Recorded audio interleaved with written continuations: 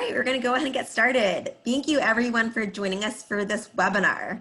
This is our third and final communications webinar for community partners. And if you are just joining us right now, we ask that you please use the chat box to introduce yourself.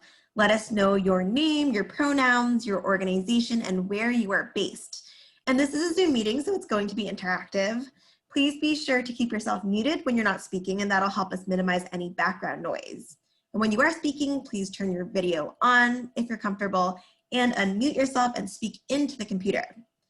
Asian Americans Advancing Justice, AAJC, is excited to host this three-part webinar series focused on strategic communications best practices and ways to use press, social media, and communications tools to advance your work. And today we are diving into our third and final topic, don't be antisocial with digital advocacy.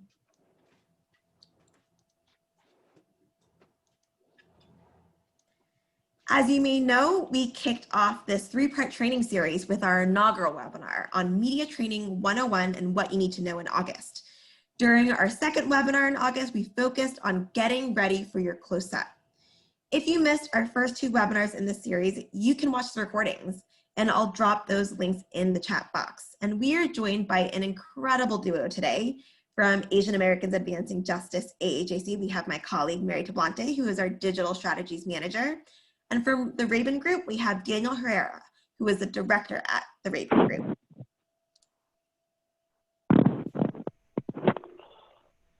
Today's webinar and this three-part communications training series is made possible with the support of our sponsor, Charter Communications, a leading broadband connectivity company and cable operator serving more than 30 million customers in 41 states through its Spectrum brand. Advancing Justice, AAJC is proud to serve on Charter's External Diversity and Inclusion Council and work in partnership with Charter to empower and advance local communities, including the Asian and Asian American community. Without further ado, I'll turn it over to our first speaker, Mary. Thanks so much, Bessie, for that great introduction. And it's so nice to see some familiar names in the virtual Zoom room today. So thank you so much for spending time, part of your afternoon with us. So what is digital advocacy? Well, we can easily define it as a way to mobilize or organize your community so that we can have the advocacy issues that we want to move forward seen and heard. So we are going to go over today a few of the main platforms that we use for digital advocacy, and that is Facebook, Twitter, Instagram, and LinkedIn. If you don't already know the differences and how to target your goals and audience based on what platforms to use, especially if you're just starting out, it's really important to take some time to plan it out before you start creating a bunch of different social media accounts and then not knowing or not having a plan to start using them. So first of all, you have to know where your current audience is at right now. For instance, for Facebook, it's probably one of the most used platforms, as you know. So if I am, for instance, reaching out to the Filipino or Filipino American community, I would probably use Facebook, as many of them are on it already and very, very active. And then it's also used for sharing events and general information. And it has a very broad reach because of all of the age ranges and people who are on it. And also, you have to be a little bit careful with Facebook though, because of the changing algorithms. If you have something very urgent to share, people might not see it until days later. And then for Twitter, this is the most popular tool to use for advocacy purposes because you can do so much with it. You can do Twitter chats, you can follow journalists, you can follow elected officials, and really target them. And Danny is going to go into that a little bit. It's also really good for breaking news. And then Instagram, also part of Facebook, is really visual. So that's where you see all the square images as well as Instagram stories. And now they have video reels that you can use. And it's really relies less on written text and more on really eye-catching photos. And then we're not really going to go into LinkedIn that much in this particular presentation, but it is a useful tool for your organization because you can do more than just sharing job postings. You can recruit people, really have a room for conversation for people who are interested in thought leadership and those kinds of discussions, and especially in your special industry, or whether it's nonprofit or advocacy, you can also engage there.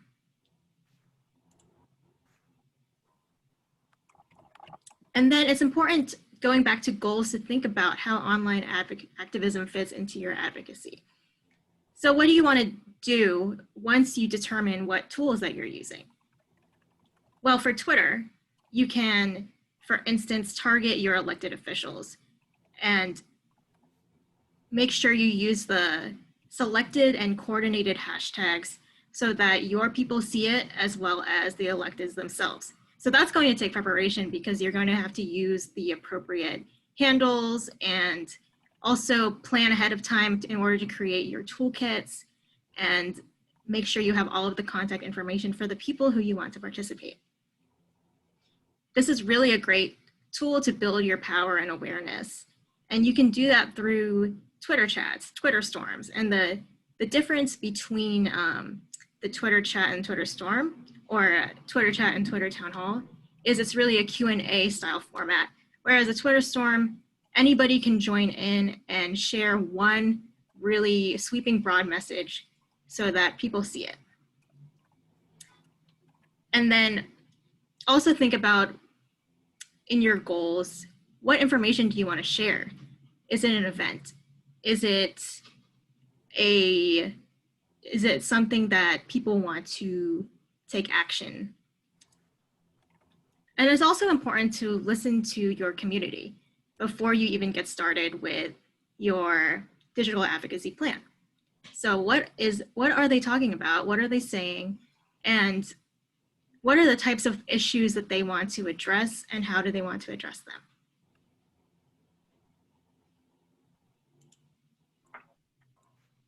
I'll pass it Thanks to for Danny. that, Mary. Thank you. Thank you so much.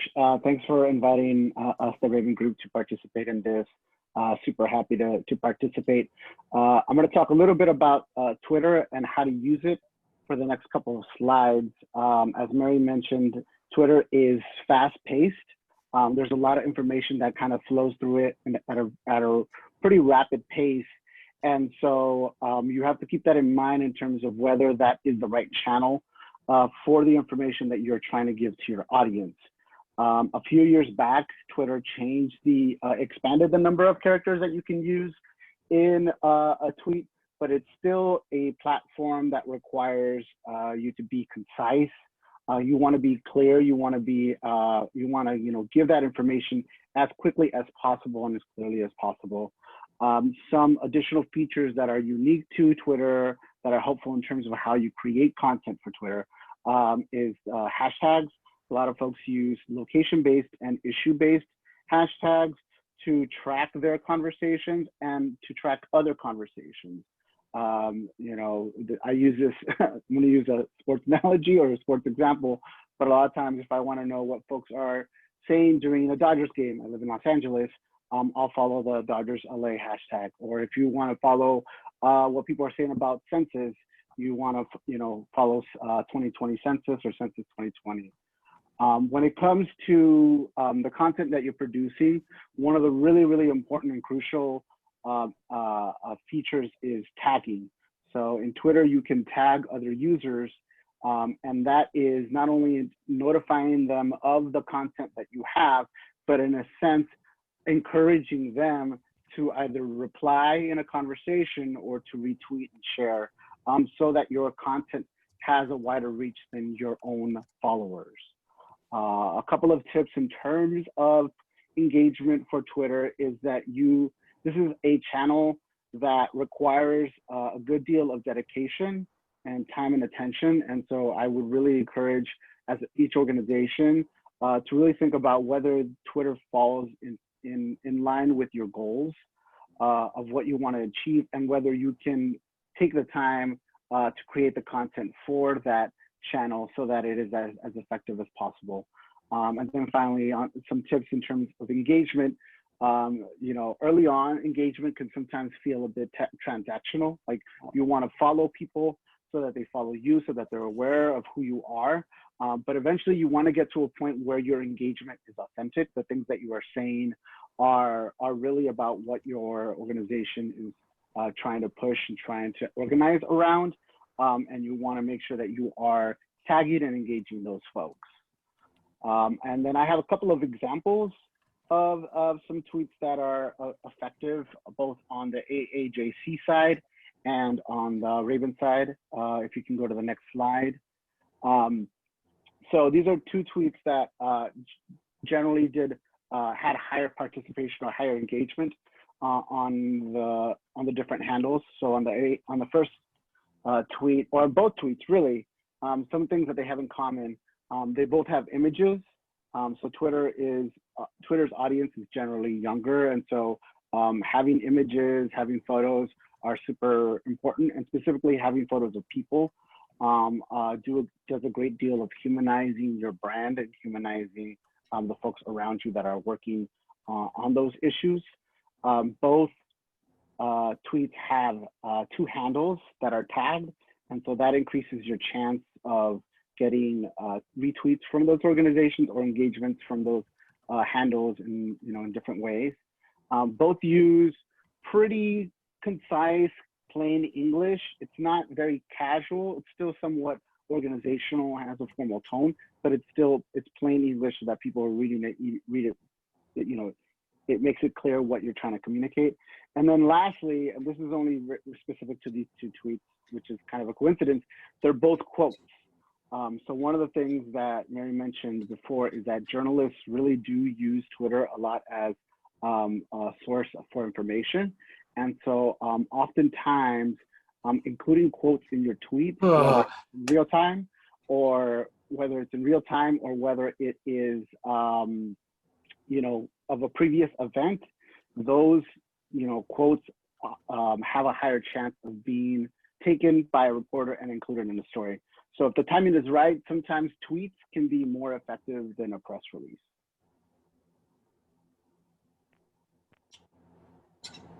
Great, thanks, Danny. And even though we're just a few minutes in, we're already going to have a practice session. So we already have some interaction for you guys to take what you just learned and try to produce our own tweets and see how we can improve. So there's two scenarios, very real scenarios that you can use to draft your tweet right now. The first one is the election is just weeks away. So draft a tweet telling people how they can best exercise their right to vote. And scenario two is help inform immigrants about naturalization. So draft a tweet with info on how and why somebody should naturalize if they are eligible. And then when we're gonna give you about 3 minutes to draft, if that's enough time. And you can either drop it in the chat or we will call on people too in case they want to share. And when you're drafting these tweets, think about things like the length, of course, make sure it's short enough under that 280 characters and maybe even under 140 characters. Think about what kind of multimedia elements you want to include in it. Is it a photo? Is it a video? Is it a link? And think about what hashtags that you want to use, but obviously don't go overboard. And also feel free to ask any questions, but in the meantime, we will give you a few minutes to start drafting.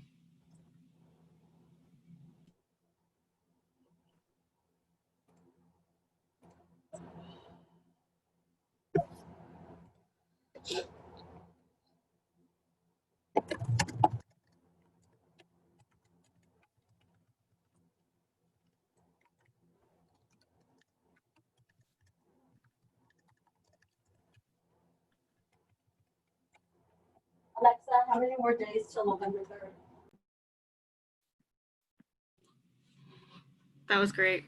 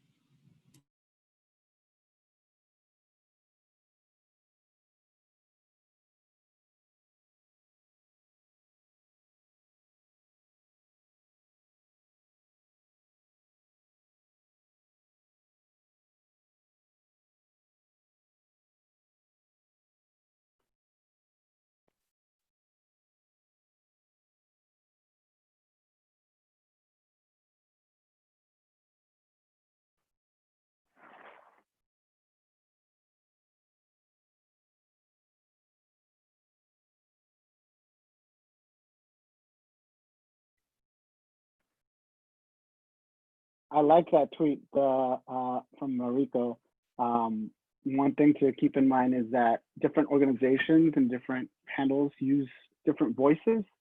On Twitter, some folks are more casual, and some folks are a little more, they're plain English, but still a bit of a formal tone. And it really is up to your organization to decide what that tone is going to be, what you want that brand to be. One thing that I think I've noticed a lot lately is on like a lot of company brands are starting to be a little more snarky and informal, and so that definitely draws attention.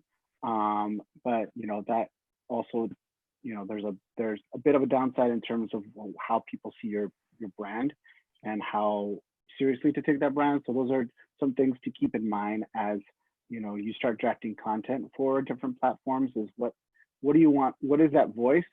And is that voice matching your followers as well?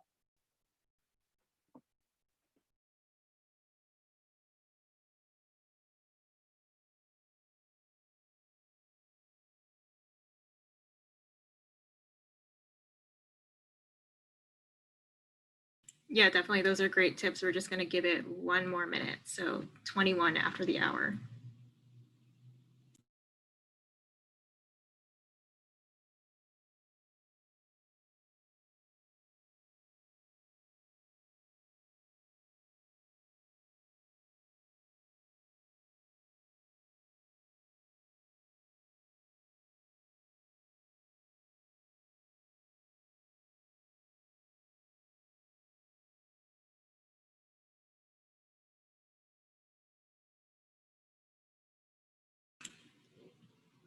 Okay, great. Thank you so much for your speedy tweets. That was very impressive seeing the timestamps that you all were able to draft those.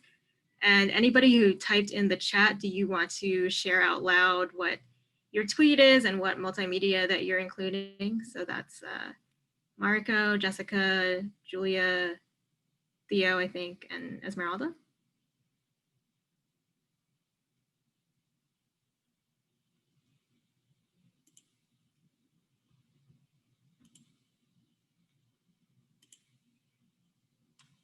Or anyone else who just wrote on a piece of paper or didn't type in the chat, feel free to share.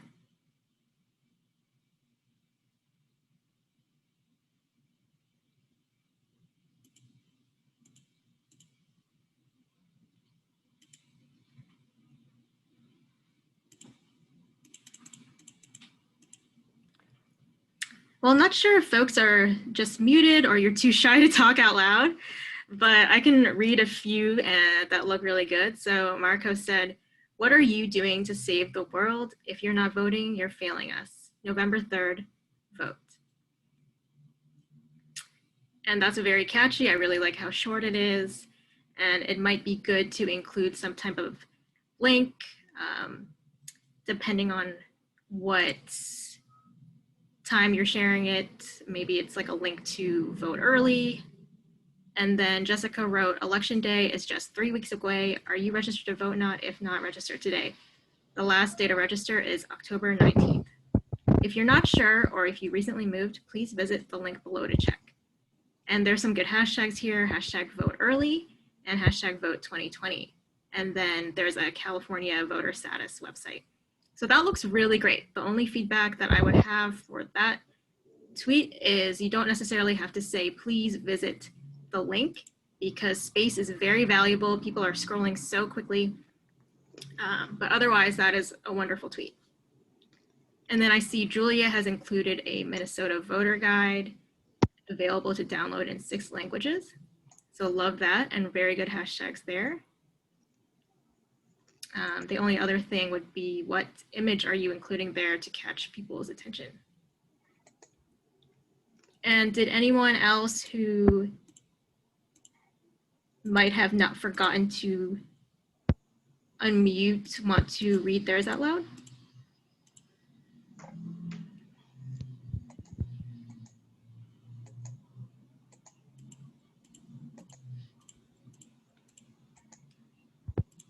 Hi all, this is Teo speaking.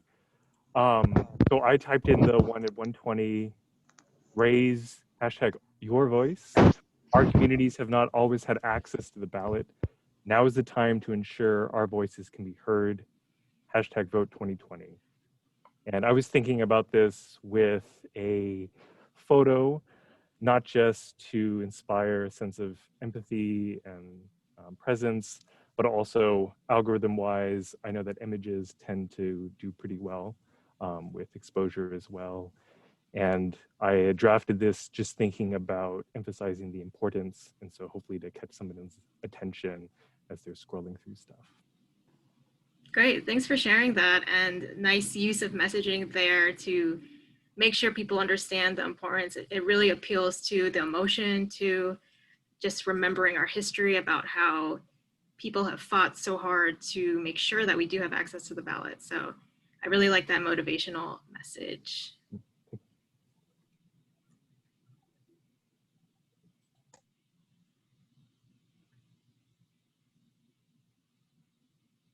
Great.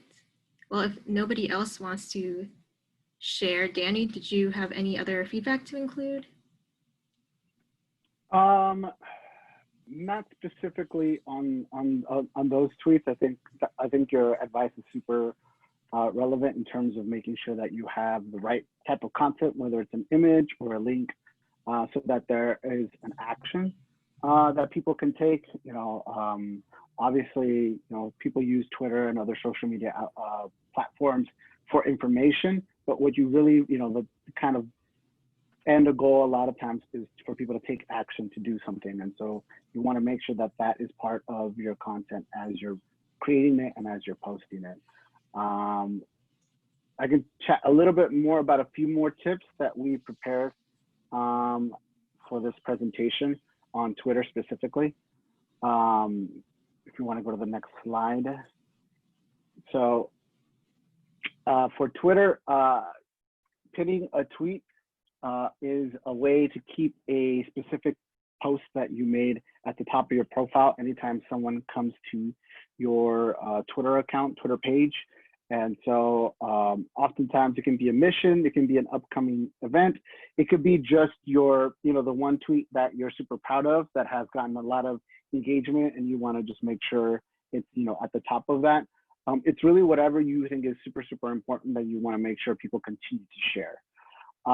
You also want to definitely include your website link in your bio so that you are translating folks from your social media channels to your website or to a Google form or to whatever you think is the most important thing to point people towards. I'm going to talk a little bit about Tweetdeck, but you can use certain tools like Tweetdeck to keep an eye on certain lists of users. One of the things that I want to remind folks on this Zoom is that there are a lot of tools out there to help you, manage all of this. And so don't think that you have to do all of this from scratch. There's a lot of knowledge out there and there's a lot of tools that help you organize it in a way so that it doesn't feel so overwhelming.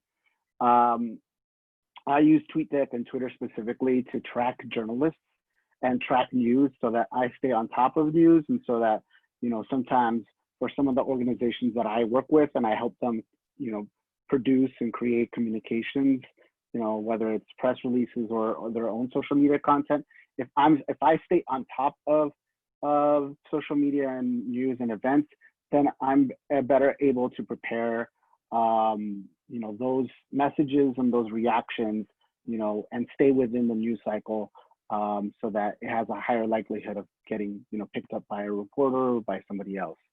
And then the last thing someone mentioned, one of the participants mentioned, is that yes, photos and graphics can definitely increase your reach. They're catch the eye, and so people are more likely to stop, take a look, and maybe potentially retweet or share. In terms of some of the tools out there for for social media, and this isn't exclusive to Twitter, it's actually throughout all the different platforms. If we can go to the next slide. So for example, Facebook already has a tool within its own website and app to schedule content. So you don't feel like you have to spend every waking hour on social media in order to do good content, in order to do effective content. Facebook allows you to schedule Facebook posts. Tools like Tweetdeck, Hootsuite, Buffer, Sprout Social, all of these tools allow you to schedule posts and run analytics on different platforms. I think those four, at least the last three, you're able to do that on a number of different platforms, whether it's Facebook, Instagram, Twitter, and LinkedIn. There's a question about Facebook. Is the schedule tool only for pages for personal? Is the schedule tool on Facebook only for pages of an org, or would that be allowed for personal pages? I don't think I've tried it on personal pages, but it's definitely for public pages. I would have to go back and take a look and get you an answer on that. Like I said, Facebook allows you to do that. Some of these other tools allow you to do it for the other platforms as well. And so I'm going to do a quick tutorial on Tweetdeck. If I can ask my colleague, Mary, to share, actually, wait, I can do it, never mind. Oh, Mary, I think I'm gonna need you to stop sharing your screen so that I can share, correct. So I'm gonna do a quick little tutorial on a tool that I really like. It's called Tweetdeck. And it is, let's see.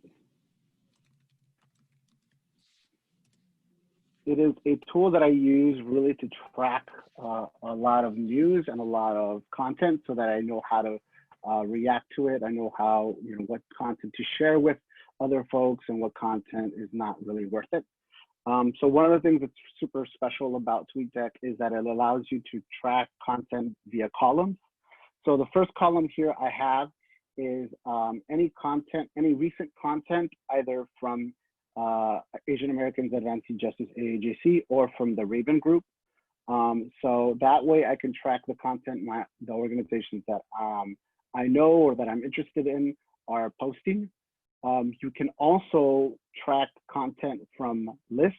So you can add a column and you can go to lists. If you create a list on Twitter, so for example, last year I worked with the National Association for Latino Community Asset Builders, NALCAB, and I worked with them and a number of different organizations on a fair housing campaign. And this was about raising awareness about fair housing laws. It's actually not last year, it was several years ago. And so what I did was I created a list, which we had 15 members in it of the organizations that are involved with it. And so I just would need to go to Tweetdeck and click on the list and add the list as my column. And then that way I would know in real time every day what the different members of this coalition of people working on fair housing were posting. So if, are they posting the content that we've been sharing with them as a sample toolkit? Are they actually following through on the commitment they made? Yes or no? If not, then I can follow up with them and say, hey, just wanted to remind you that we created this toolkit about fair housing. We'd love for you to share this content. Another thing that I use it for is to just track news in real time.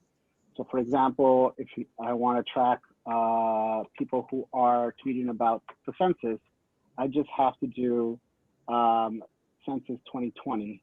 And so obviously that's going to have a ton of content, and that might be actually content that is, right now it's actually not moving so fast, but sometimes there's content that's moving so fast that you can't really see it. So it might be doing this, and that's not good enough for you to track. So one of the filter features that you have here is that you can filter by tweet authors.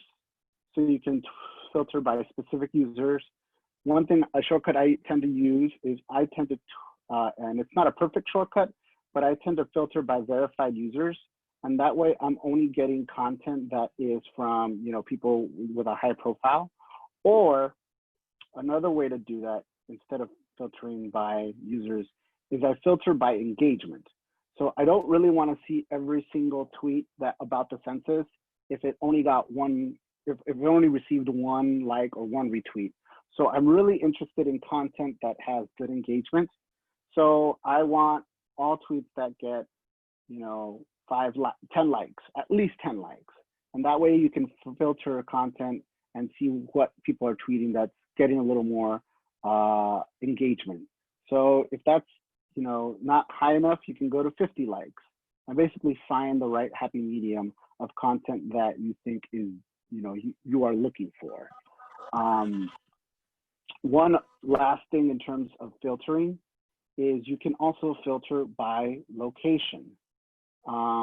So for example, if I want to see what people are talking about in terms of voting lines in a specific area, I might search the words voting lines precinct and then look up only users that live within a certain radius around Los Angeles, California.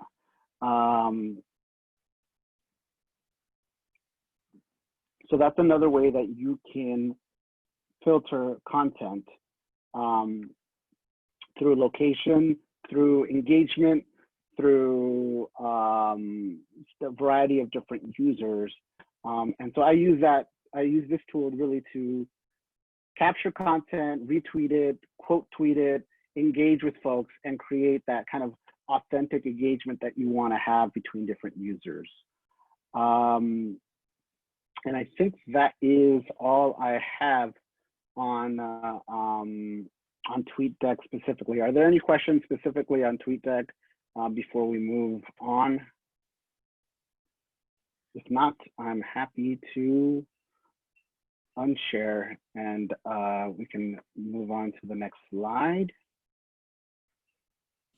Thanks, Danny. There was a question in there from Catherine about the cost of TweetDeck. So TweetDeck is free. That's one of the great things about some of these tools. A lot of them are free. A lot of them are free to use. Some of them might have some premium content kind of things, but oftentimes, for the purposes that you might need, the free version is all you really need to get the kind of return on that time. So Calvin also replied to or sent a comment about Twitter ads. That is a whole other seminar, I would say. Mary, I don't know if you have any quick thoughts in terms of Twitter ads.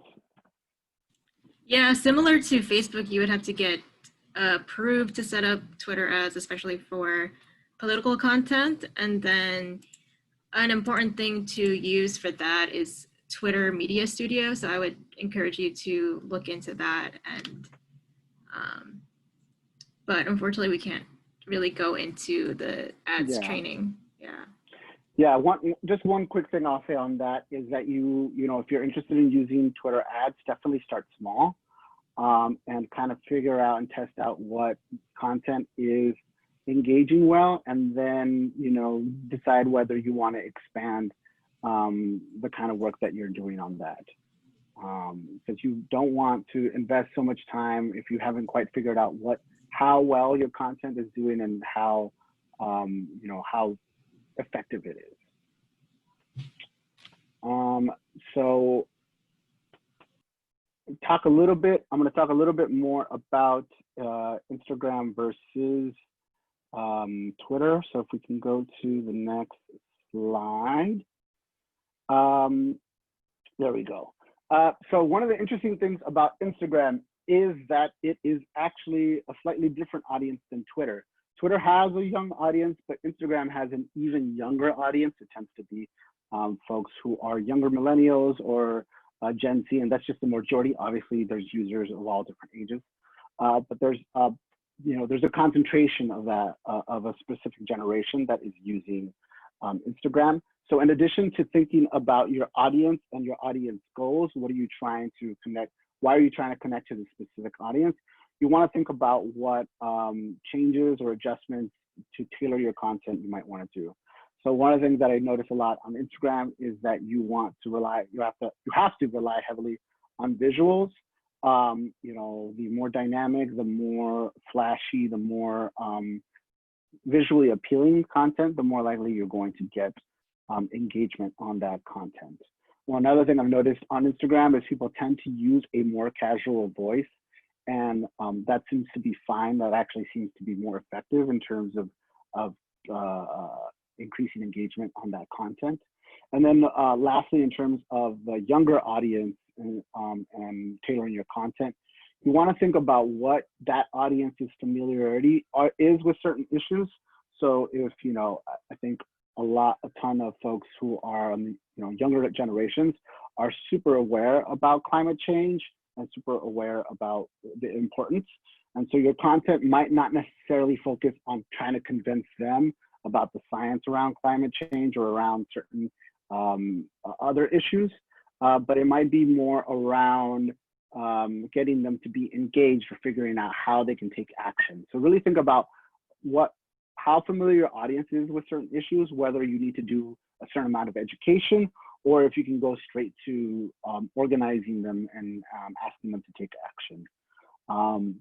One thing that's particularly special or important to keep in mind on Instagram is that there isn't that easy retweet button that there is in Twitter.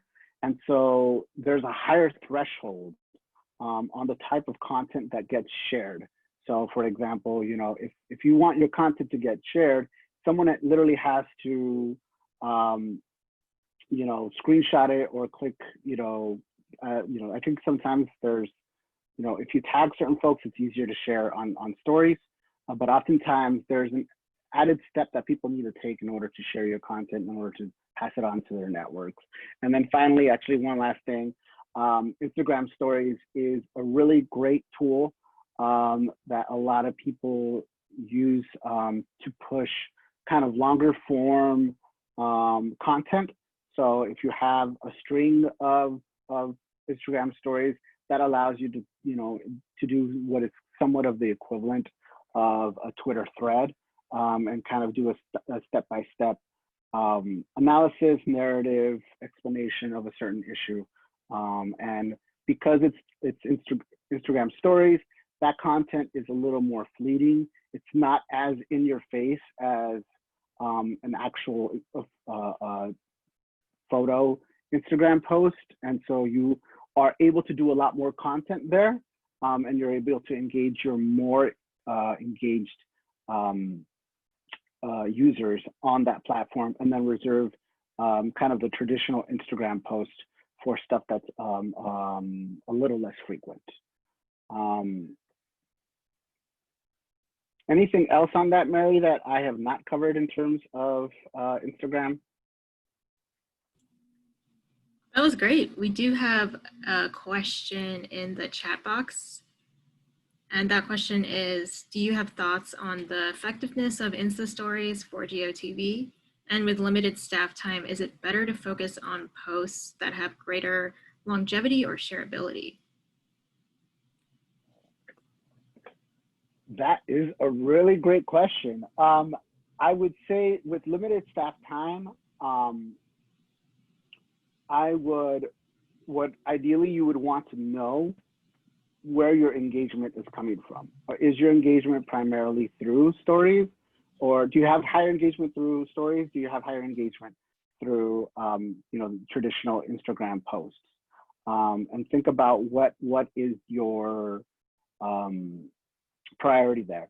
When it comes to get out the vote, because it's fast-paced, my inclination is really to rely to have some posts that are in preparation for GOTV on, you know, on your traditional Instagram posts, but then to really do real-time information with your users through Instagram stories, because of the algorithm, because Instagram has a similar algorithm as Facebook, where things are not necessarily in the order of when they were posted. Sometimes you see things that are 5 days old. You want to keep that in mind for the traditional Instagram posts, and for stories, that's going to be your real-time tool. Yeah, definitely. And then another thing is if you are using stories, you can save them onto your highlights so that folks can refer to them later, even if they haven't viewed it within that 24-hour time frame. And it's also important to use things like hashtags and sometimes even stickers. There are certain stickers, like there's a register to vote sticker, other types of stickers that you can use on Instagram stories, and that will actually be shared on a special story that appears on people's Instagram feeds.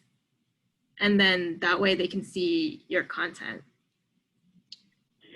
Yeah, and we'll talk a little bit about Instagram Live, Instagram TV in a bit. But one thing, one tool that my brother, who is a lot younger than me, did this past week was he did a whole like thread and then created a highlight around the propositions in California.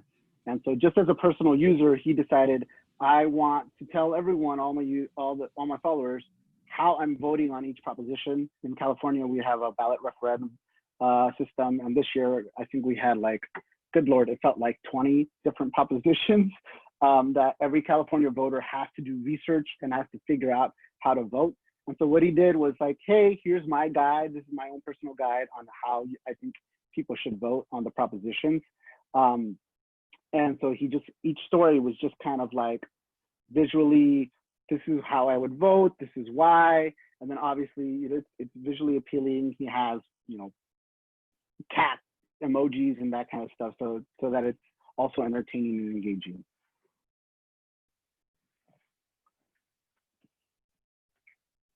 And then just as an example, I think we just have an example from AAJC's Instagram post. And this is a traditional Instagram post, not an Insta story, but this just kind of shows, what the look of a post might look.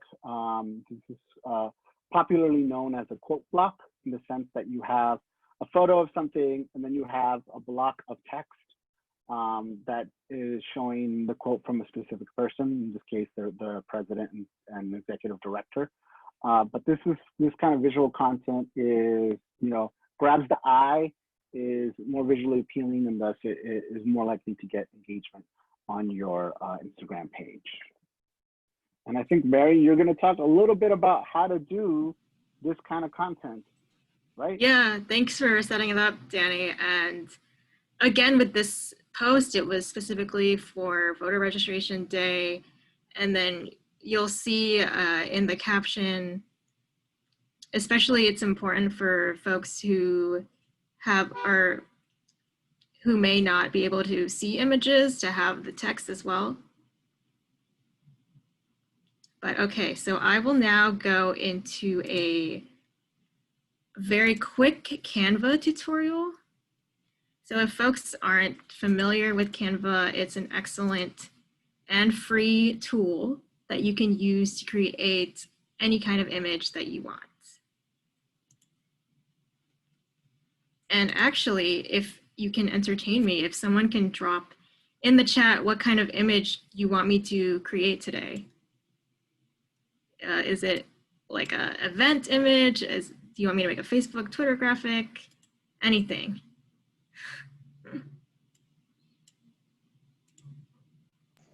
Oh, thanks, Bessie. Reminder about election day and early voting.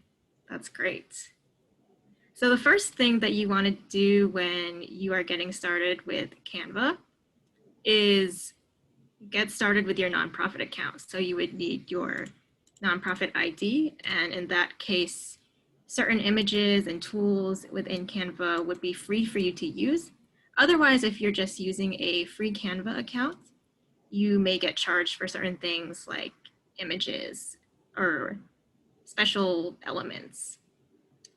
And the next thing that you want to do when you're getting started is create your brand kit. So your brand kit includes the tools such as your logos. So as you can see here, I have my brand colors. So I have the signature Advancing Justice orange with our gray. And then I also have our census colors. So our census website was countusin2020.org, which was our Asian American, Native Hawaiian, and Pacific Islander census campaign. So as you can see, you can create different palettes based on whatever campaign that you're creating. You can also create your brand fonts or upload a font yourself that you want to use. And then another thing to point out is you can create folders for all of your different campaigns and programs. So Bessie today wanted me to create a design for early voting. So I'm going to first select, let's see, I will make this a Twitter post. So as you can see here, very conveniently, Canva has already decided what would be the most popular images for you. So the social media image is 1080 by 1080 pixels.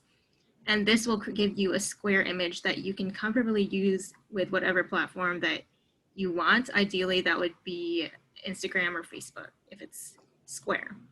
And then they already have all the dimensions. You can even search your designs or templates that you want to use. And it's very annoying that there's different covers, different dimensions for Facebook covers and Facebook event covers, but luckily Canva has all of that included for you.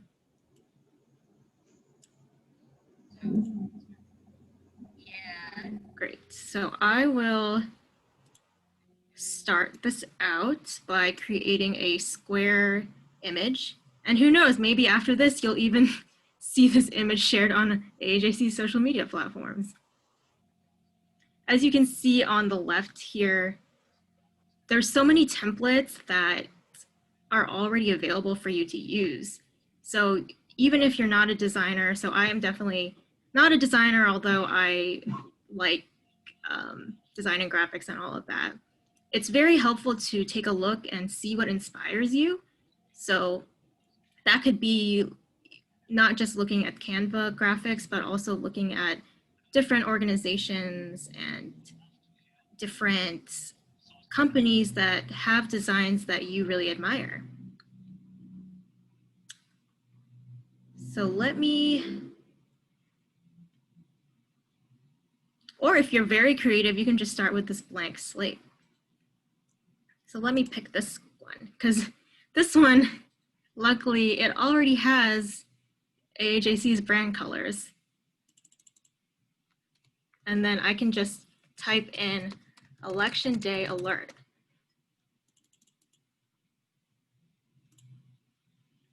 And then in Washington, D.C., early voting begins on October 27th, I believe.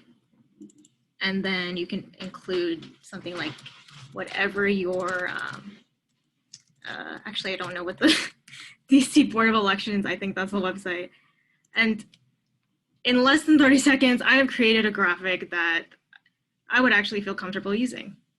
But if you want to go and customize it even more, maybe you don't want this because maybe it doesn't really make sense. So you can upload your own media. As you can see, I have uploaded already in here AAJC staff photos about how excited they are to vote. So I have our lovely staff member, Marita, and I can insert her photo here if I wanted to, and then see how that looks. And then another important thing is the positioning. So in this tab here, you can, if you're focusing on editing something that's in the front, you can then move them around.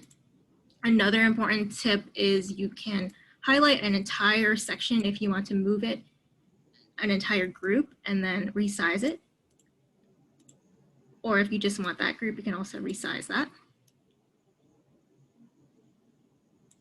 And then for your, you can look into your brand kit to add your logo if you would like.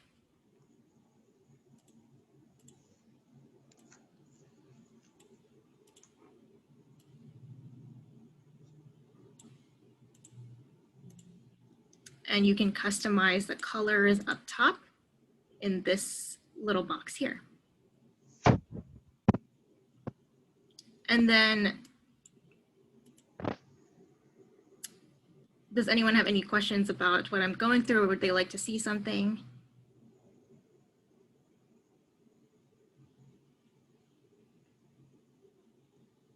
If not, that is okay too.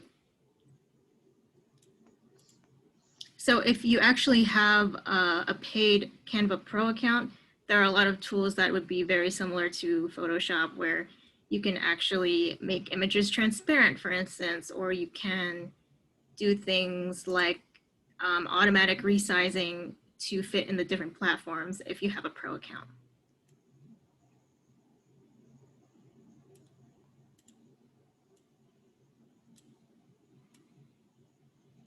Another important thing to remember is when you're finally, if you're happy with your image and you're ready to download it, you click on the download link and you'll see that there's so many options for file types. And the suggested file type is a PNG that is pretty accessible across all of the social media platforms. Or if you're creating a flyer that you'd like to print out, you can make it into a PDF. And you can even make videos now on Canva, GIFs or MP4s. And if you decide that you don't necessarily want somebody to have your account, you can share the image or graphic that you created with them, and you can share a link to edit or to view. So if you have other people helping you with your graphics, you can definitely use this tool so that you can collaboratively create a graphic together. And thanks for that comment, Teo. Is there anything that, Danny, you think would be important to add to this? Yeah, just in terms of just like Tweetdeck, there's other tools that you can use. I really like Canva. Some people have used, you know, PicMonkey before. There's a couple of other online platforms that are generally free. There's like a free basic version that you can use, and then like you know, their business model is to, you know, charge you if you want to use like the really nice images or the nice photos or the nice icons and that kind of stuff. So, you know, a lot of these tools have the basics for you to be able to get started. And as you start using them, you know, if you think, all right, it's time for us to move to the next level in terms of quality, in terms of, you know, shininess, then you can kind of make that argument for additional, you know, resources to your organization. Yeah, for sure. But definitely if you're in a pinch or you just want to create a eye-catching image in a short amount of time, Canva is the way to go. And other really quick graphic tips is don't go overboard with your fonts. Make sure that you have some clean space in there. And there are also really great resources out there to make sure that your content is accessible for people who are hard of sight and all of that. So especially if your audience is in that kind of demographic of people, be cognizant of that as well.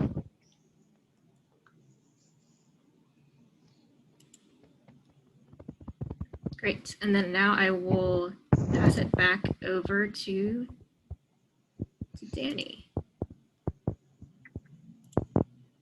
Thanks. That was super illuminating. I love Canva. It's a really great tool. Just a couple of things in terms of, you know, creating content and doing things in a, oh, actually, did you show all of those images? So these are some of the images that Mary and AAGC have created with Canva that you use them as graphics that accompany social media content. As you can see, they're super catchy. Some of them are super easy and just have text, and others have, you know, combinations. It's really up to you to decide, you know, what you want that to look like. So let's see what the next slide. Where are we? On slide. Oh, sorry. Oh, yeah. I should have gone through all these examples beforehand. Yeah, do you want to talk about these? Yeah, go for it. Yeah, I forgot to intro that out before my tutorial, but we've used all of these graphics.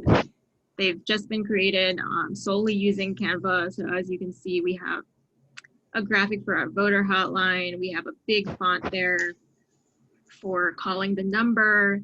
We have a very simple quote graphic. So that quote graphic, we use this in conjunction with a statement because a lot of times people don't want to see a wall of text. So having something that's very simple but still readable is going to be important. We had a Facebook Live earlier this year, so we had a very simple graphic related to that just had the most important information on it. And then during our AAPI Heritage Month campaign, we also used Canva to create some graphics about notable people and historic moments. And then we also created a census graphic that we had turned from our fact sheet, what happens to my census response, and this was to assure people that their census responses were confidential. And this is something that we turned from a very plain, basic fact sheet, and then we made it into this image that's a little bit more shareable for folks.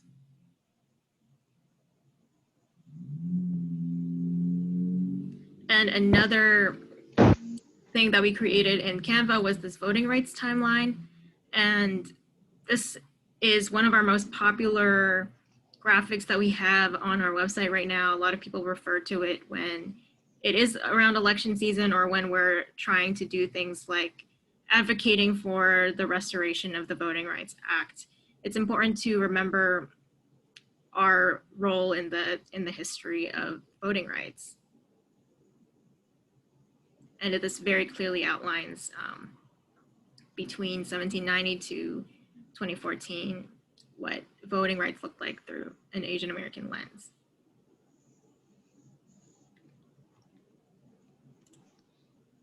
So Mary, there's one question about MP4s, so videos. Does Canva make MP4s? That's a video format for folks who aren't aware. Using your webcam or uploading video you shot, or both. I think you're more familiar with Canva. You might be able to answer that, but I might have an alternative answer to that.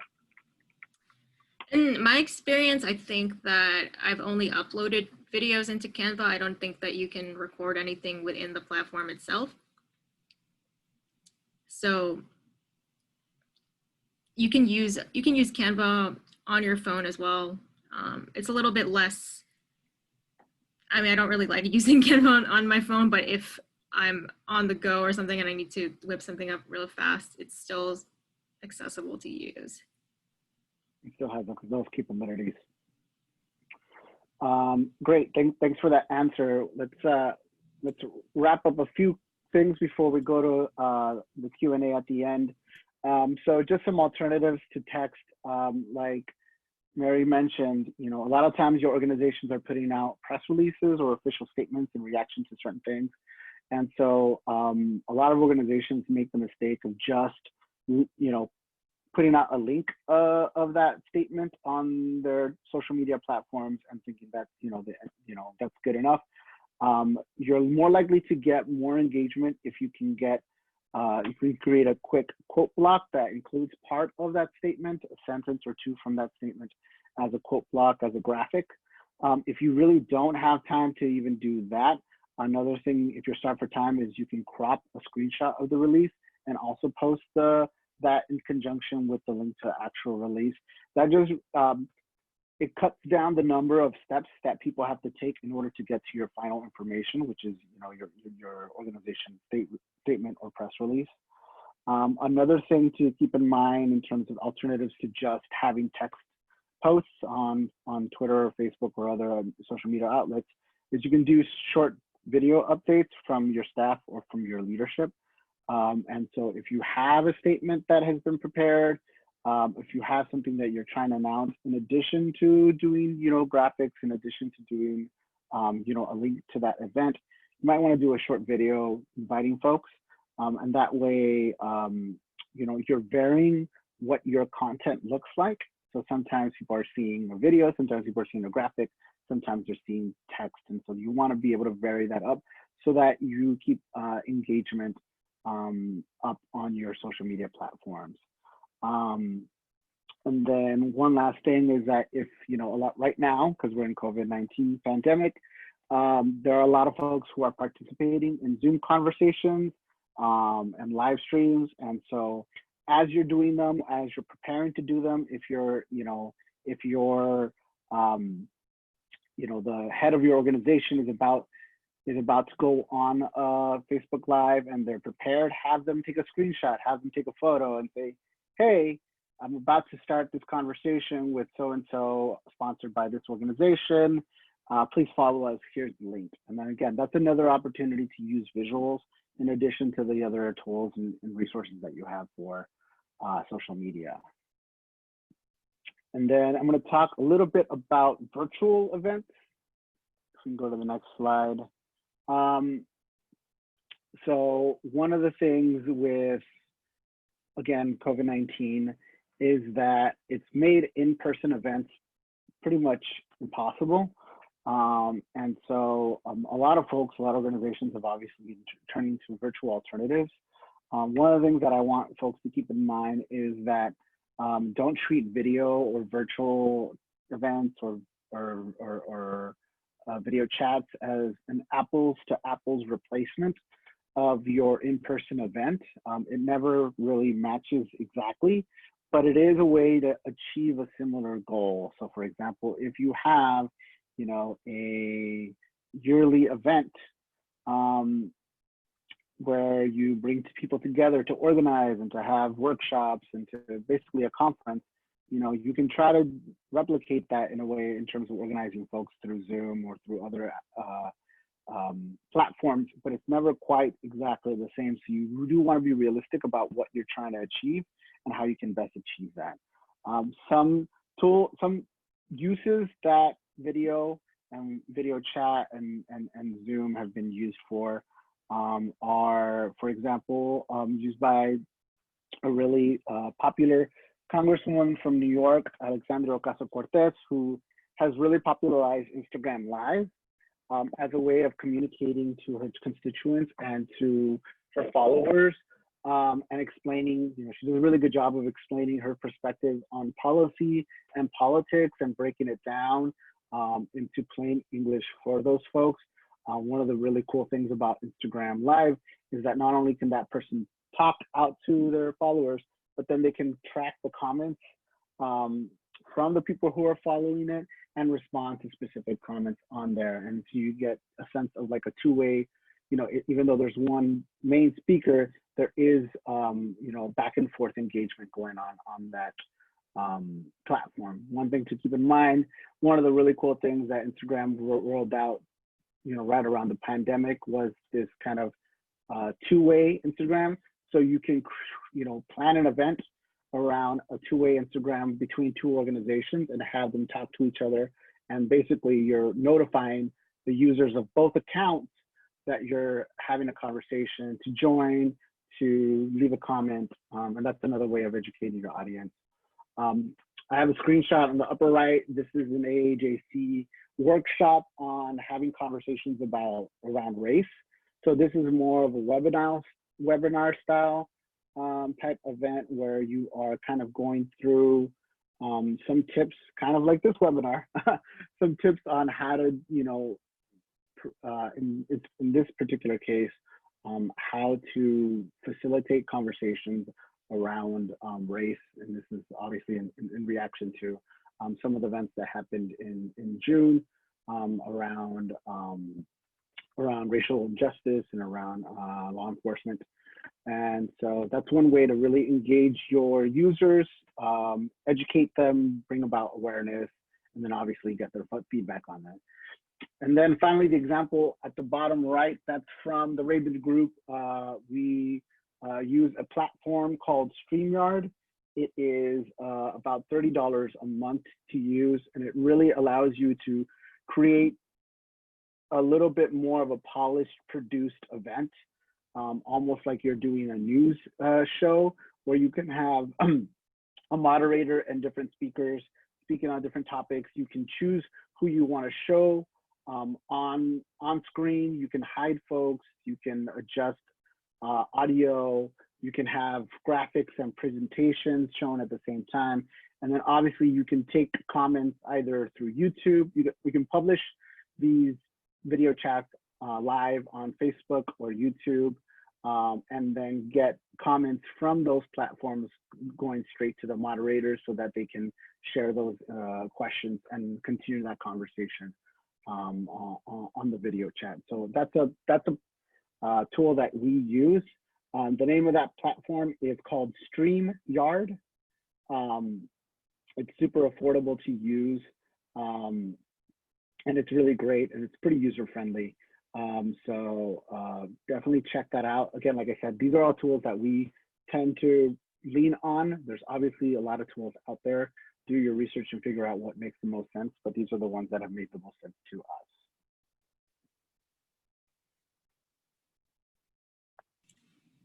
Great. So now our final portion of this training before we get into Q&A is going to be around metrics and analytics.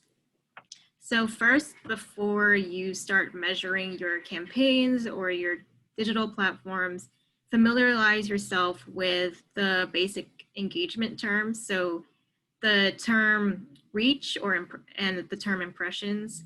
Impressions is seen on Twitter, so that is every time somebody saw a tweet or every time it appeared on somebody's feed. And then reach refers to the number of people or devices where your post showed up. And then finally, engagement is going to be how many times somebody interacted with your post, whether they clicked on it or liked it. So I'm going into Facebook. I screenshotted some of the in-house analytics tools that I found useful and I use to report out to our team as well as our board every quarter. And it's something that I try to refer to every month as well to see how different posts and campaigns have done. To do this, you simply go into your Facebook account for your Facebook page. And then in the left-hand side column, there will be a symbol with a little chart that says Insights. And the thing about Facebook is they change their formatting, it seems like every few months. So definitely just keep abreast of that. And something that we are looking at here is where our AJC followers are and what languages that they speak. This is going to be important for determining the times that you should post, what times our people are engaged, as well as their age and demographics. So what kind of posts are doing well. You can see on the right-hand side the different types of posts. So did video do really well this month? Did just simply sharing a link do well? And then maybe photos are one of the most popular types of media that is on your Facebook page. And then you can see what types of engagement. And then you also want to do a little bit of self-analysis too, because these numbers aren't going to show you everything. For instance, in this particular example here, I can see that a post that did really well in this time frame was 38 years since the death of Vincent Chin. Now, it's not going to tell me why the post did so well. I'm going to have to infer that myself, and my inference is that that tells me that anniversaries or emotional posts are doing really well for us. So that then in turn tells me that I should keep a calendar of these types of anniversary dates so that I don't miss that engagement. And every year there is always somebody in the comments saying they didn't know about this story. So it's going to be important to repurpose your content as well. And don't assume that everyone's going to see the same thing. And then cities are also important for what time zones that you are posting as well. So it's a range here between East Coast, West Coast, and even Central Time. So I saw a trend that people are more likely to look at our posts either in the before or after the workday during East Coast time.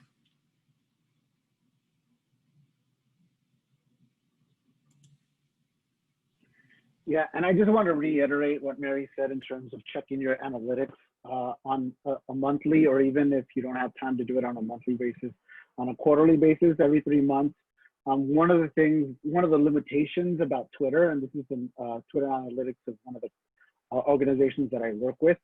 One of the things with Twitter is that you can only access, the analytics for certain posts from Twitter a certain amount, I think the last 3 months, in terms of getting some of that granular data.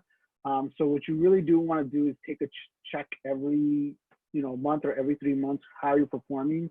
Keep track of those numbers on your own, in your own spreadsheet or your own documents that you have, because one of the things with Twitter is that some of that information is gonna disappear, particularly around followers. I know a lot of folks who are social media managers oftentimes have to give either their leadership or their board information about how their social media numbers are.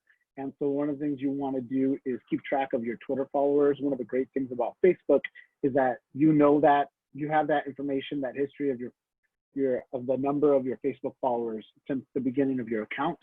That's not the same with Twitter. And so I would definitely encourage you, if you have a Twitter account, keep track of the followers on a monthly basis so you know what that growth looks like. In addition to that, for Twitter, you want to notice the performance of certain tweets. You want to know why this certain tweet here was the top tweet. It got the most impressions, or it got the most engagement. You want to keep track of who's mentioning your organization, and you want to be able to continue that dialogue. And then also, you can also keep track of the top tweets over a certain amount of time, and what your engagement is day to day for those tweets. And one of the things that I do with one of my clients is that on a monthly basis, I keep track of you'll see on the upper middle section, the section that says September 2020 summary. I keep track of those numbers, and I just use them as monthly metrics and figuring out, like, okay, this month did I do better than last month? How do I replicate those numbers? How do I do better than those numbers the next month? You want to have that ongoing conversation internally with either yourself or with someone else, with some other folks who have a vested interest in making sure that your social media performance is constantly improving. And then one last thing on analytics, Google Analytics. It's something super important to have. A lot of times, some organizations don't pay a ton of attention to their Google Analytics, but it's important for them to know where, in addition to all the numbers that you get from Google Analytics, one of the most important ones is how people are coming to your website, how people are coming to know your organization. So for example, this organization that I work with, they don't get a ton of traffic from social media. The majority of the traffic that they get is from people looking up either the organization's name or words that are relevant to the organization. And that's how people arrive at that website. So that's something important to keep in mind, that for this organization in particular, I want to make sure that I continue to talk about those topics, about those keywords and search words throughout the website, online, on Twitter and Facebook, so that you continue to optimize the search engine and for folks to continue going to your website when they're searching those terms. In other situations, you might want to improve, if you realize that your social media posts are not linking as much to your website, maybe it's because you're not linking them in the content, or maybe it's because those posts that you are linking that content aren't particularly compelling. So you want to, again, take that analytics, figure out why is something performing well, why is it not, experiment the next month and figure out how to improve it on a monthly basis.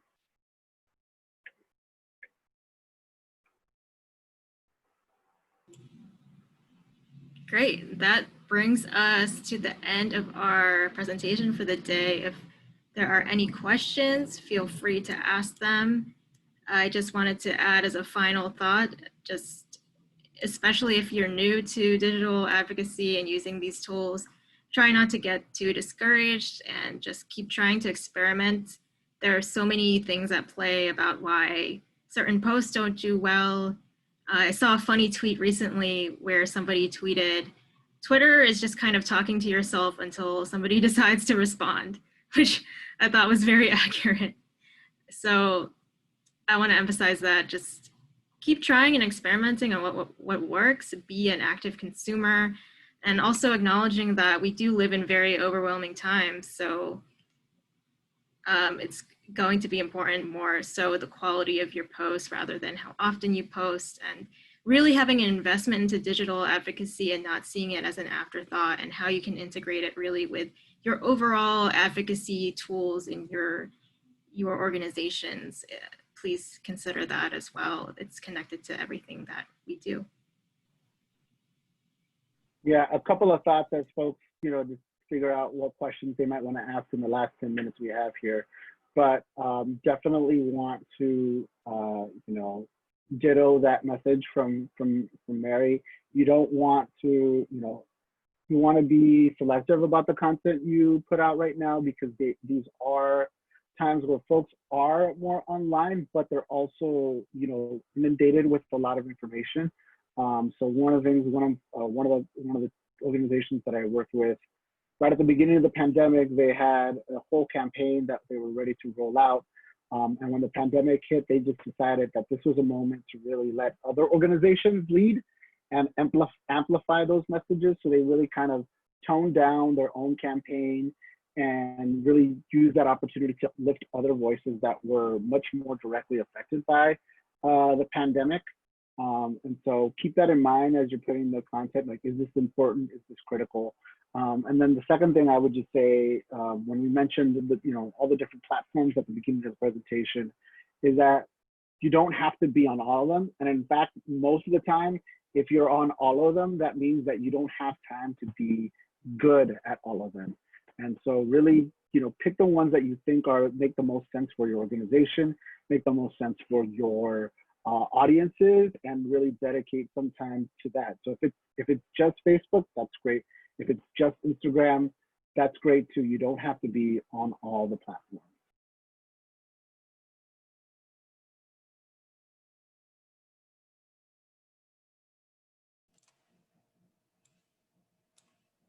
All right, we do have another 9 minutes for questions. So if folks want to unmute themselves and ask any questions or use the chat box, you're welcome to do so right now.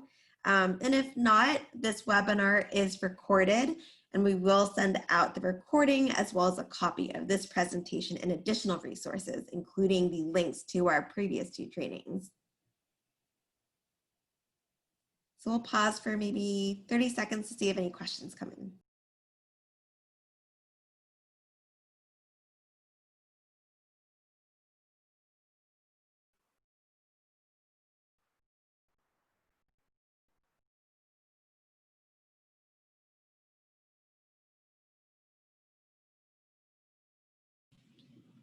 Oh, I see a question from Bea who asks, do I need to have a Facebook or a business page versus a nonprofit page in order to see the analysis on Facebook?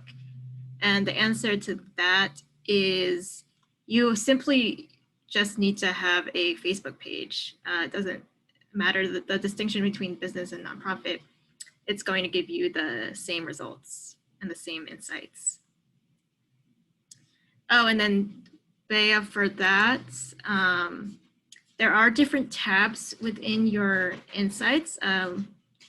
You can message us separately if you want to go over a separate kind of training as well.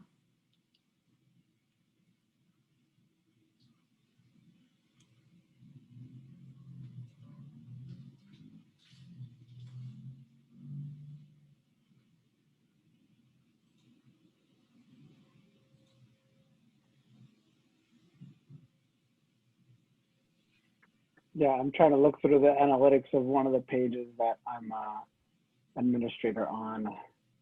And so if you have administrative privileges, there's a tab on Facebook or a button on Facebook called Insights.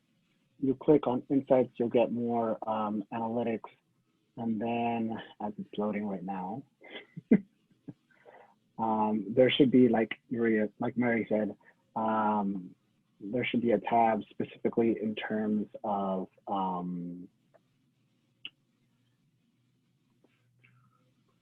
might be actions or people, but it's one of them where it shows like when the majority of your audience is online.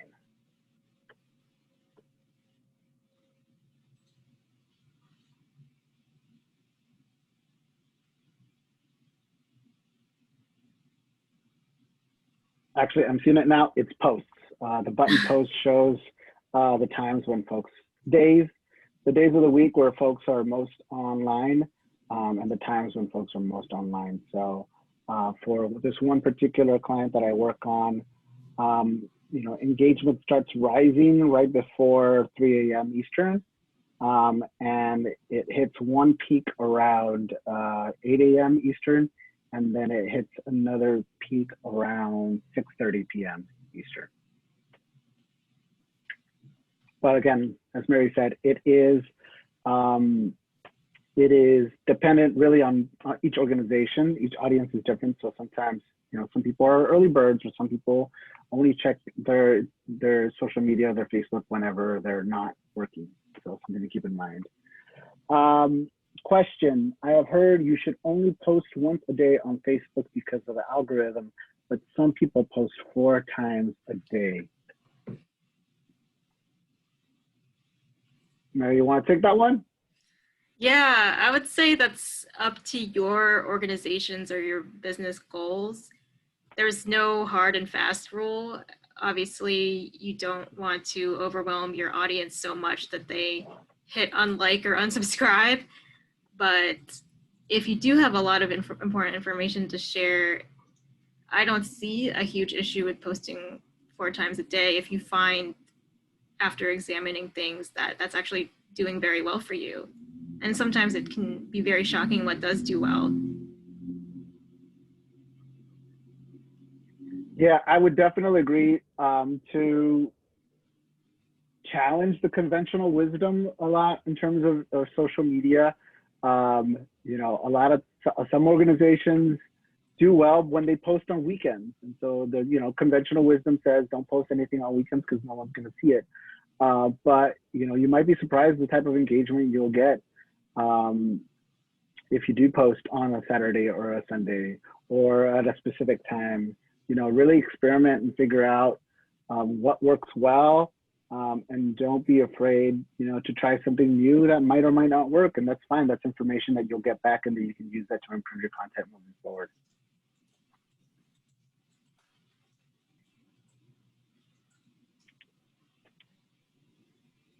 Yeah, thanks for your question.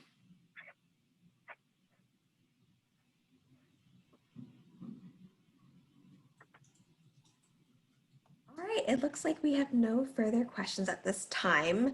I do want to mention that today is the last day to be counted in the 2020 census. Self-response and field data collection operations for the 2020 census conclude today. So please make sure you and your community members are counted. There are 3 ways to get counted: online, by phone, or by mailing back your paper form. So just a reminder to everyone that today is the day to be counted if you haven't already responded to the census. A huge thank you to Mary and Daniel for speaking today, and all of you for joining and sharing all of your different examples and asking so many great questions. We look forward to being in touch, and we're really grateful for you spending your time with us for this webinar today and our previous 2 webinars. Thank you.